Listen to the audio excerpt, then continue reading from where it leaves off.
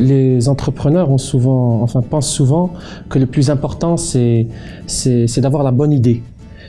C'est vrai que c'est fondamental d'avoir la bonne idée, parce que si l'idée n'est pas bonne, le projet ne va pas réussir.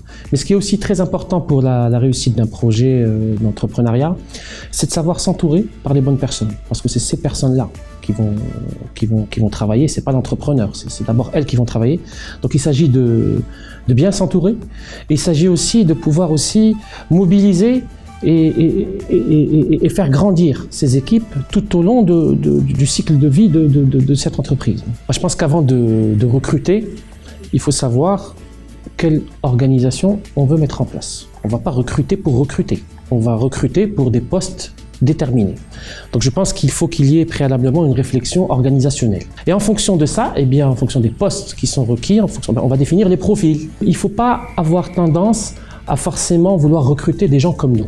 Si tout le monde est câblé de la même manière, il ne faut pas s'attendre à être innovant, à être créatif. Donc, il ne faut pas hésiter à prendre des gens qui sont différents de nous. Il faut en même temps ne pas rechercher l'homogénéité des profils, mais rechercher quand même une certaine harmonie. Parce qu'il y a des tensions dans l'équipe, c'est pas bon non plus. Pour mobiliser une équipe, moi je pense qu'il faut d'abord lui expliquer quel est le cap.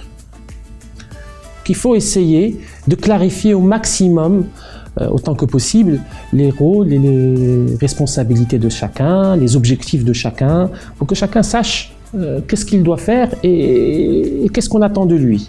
Le feedback est quelque chose d'extrêmement positif et d'extrêmement important. Il peut être positif, bravo, merci, super. Et puis aussi, écoute, tu as peut-être aussi quelques axes d'amélioration. Peut-être que ça, c'est pas très bien fait. Voilà comment tu pourrais mieux le faire.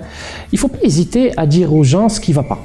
Dans une start-up, vous avez besoin de créativité, vous avez besoin d'innovation. Est-ce que quelqu'un peut être créatif et innovant s'il n'est pas heureux au travail? Maintenant, comment faire justement pour que les gens soient heureux au travail? Je pense tout d'abord qu'il faut essayer de mettre en place une culture de performance dans l'entreprise.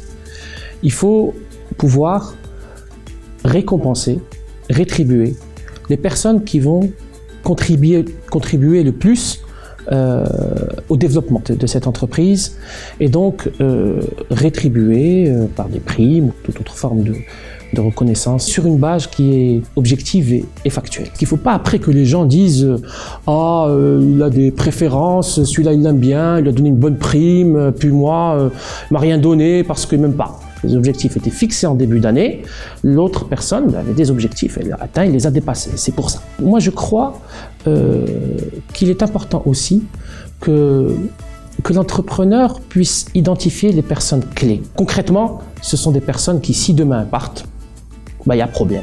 Ça déteint sur l'entreprise et donc c'est pas du tout bien pour la bonne santé de l'entreprise. Donc partagez avec elle peut-être une part du capital, ou bien mettez en place des systèmes d'intéressement à long terme pour pouvoir justement les fidéliser et pour pouvoir les faire en sorte qu'elles restent avec vous jusqu'au bout. Il vaut mieux vraiment bien s'assurer de la compétence des gens et de leur adaptation au contexte de l'entreprise avant de les recruter. L'incompétence au Maroc, et d'ailleurs dans beaucoup de pays, n'est pas un motif de licenciement.